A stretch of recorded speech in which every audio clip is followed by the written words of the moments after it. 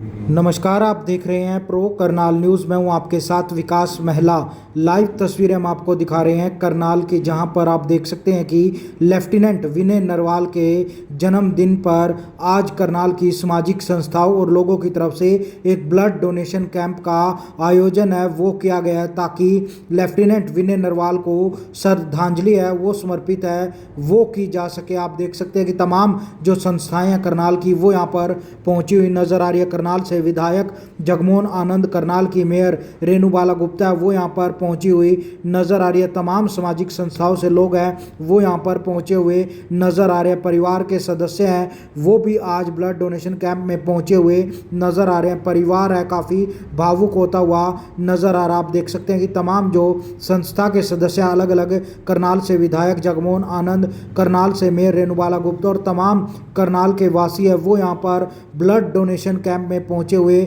नजर आ रहे हैं। परिवार के लोग हैं, आप देख सकते हैं किस प्रकार से नरवाल परिवार से संबंधित जो भी लोग हैं वो यहाँ पर पहुंचे हुए नजर आ रहे हैं और विनय नरवाल को श्रद्धांजलि अर्पित है वो करते हुए नजर आ रहे हैं। और आज उनका जन्मदिन है, विनय नरवाल का आज जन्मदिन है। परिवार में उन्होंने जन्मदिन मनाना था, लेकिन पहलगांव की घटना है वो घट जाती है जिनमें उनकी का निधन हो जाता है। आप लाइव तस्वीरें देख सकते हैं किस प्रकार से परिवार है वो काफ़ी दुखी ज़रूर है, लेकिन करनाल की सामाजिक संस्थाओं और लोगों की तरफ से आज एक ब्लड डोनेशन कैंप का आयोजन है वो किया गया। आप देख सकते हैं कि काफ़ी संख्या में बढ़ चढ़कर लोग हैं ब्लड डोनेशन कैंप में अपना रक्तदान है वो करते हुए नज़र आ रहे हैं और श्रद्धांजलि है वो अर्पित करते हुए नज़र आ रहे हैं। विनय नरवाल को क्या कुछ कहना है, जो करनाल से विधायक हैं उनसे भी बातचीत करने का प्रयास करेंगे, परिवार के तमाम सदस्यों से बातचीत करने का प्रयास करेंगे। परिवार है काफ़ी दुखी। आप देख सकते हैं कि विनय नरवाल की पत्नी, उनकी माता और उनके पिता और उनकी बहन यहाँ पर इस समय मौजूद हैं। तमाम लोगों को उन्होंने बैचिस लगाकर, जो ब्लड डोनेशन कैंप का आयोजन हुआ है उसमें तमाम लोगों को उन्होंने बैचिस लगाए। तस्वीरें हम आपको प्रो करनाल न्यूज़ के माध्यम से दिखा रहे हैं, जहाँ पर आप देख सकते हैं कि परिवार है वो काफ़ी सदमे में ज़रूर है। हालांकि आज करनाल के लोगों की तरफ से, सामाजिक संस्थाओं की तरफ से एक ब्लड डोनेशन कैंप का आयोजन किया गया ताकि विनय नरवाल, लेफ्टिनेंट विनय नरवाल को श्रद्धांजलि है वो अर्पित की जा सके। आज जन्मदिन है और जन्मदिन के उपलक्ष्य पर कहीं ना कहीं नासिक इंडिया के द्वारा एक ब्लड डोनेशन कैंप जो है वो रखा गया है। और ब्लड डोनेशन कैंप में अगर आप देखिए परिवार भी पहुँचा है और साथ के साथ परिवार के तमाम लोग भी ब्लड डोनेट कर रहे हैं। उम्मीद करें ब्लड डोनेशन पर यहाँ पर उपस्थित रहे। मैं बड़ी हिम्मत मानता हूँ परिवार की कि अभी सारे वाक़या को लगभग एक हफ्ता हुआ, उसके बावजूद भी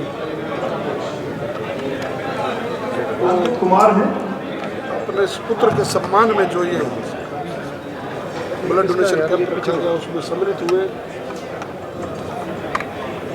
मैं बहुत बहुत साधुवाद देता हूँ। निशब्द हरिपाल जी हैं, मिस्टर हरिपाल जी हमने बहुत ढांढस बनाने की कोशिश की है, मिस्टर हरिपाल,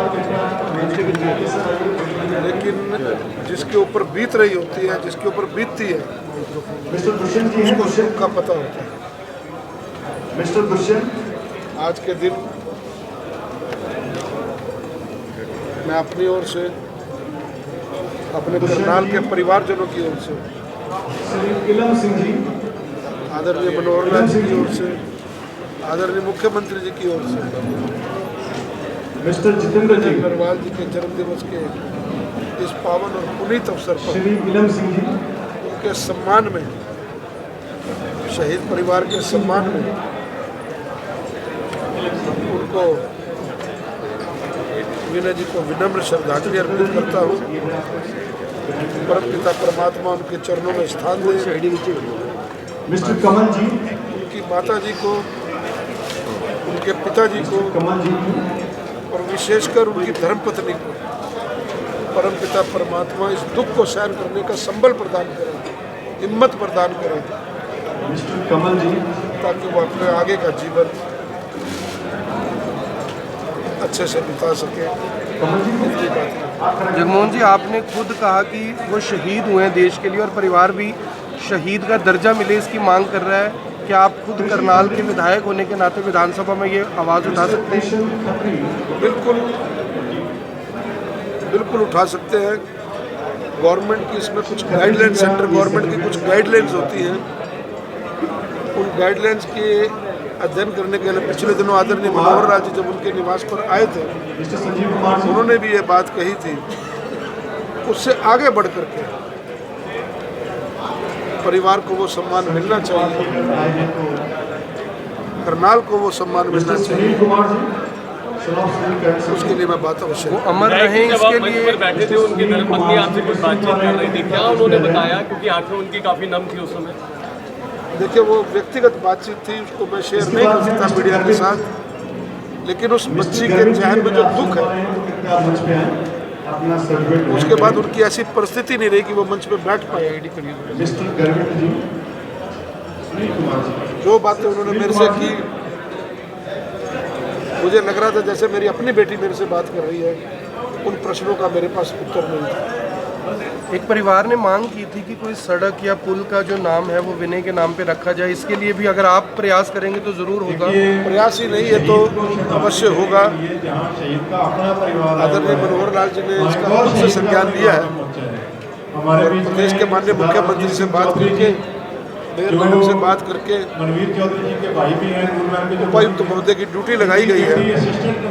अभी उनकी रसम पगड़ी एक बार जो 13वीं है वो एक बार हो जाए तो परिवार को कॉन्फिडेंस में लेकर के जो मान और सम्मान परिवार चाहेगा उसके अनुरूप काम किया।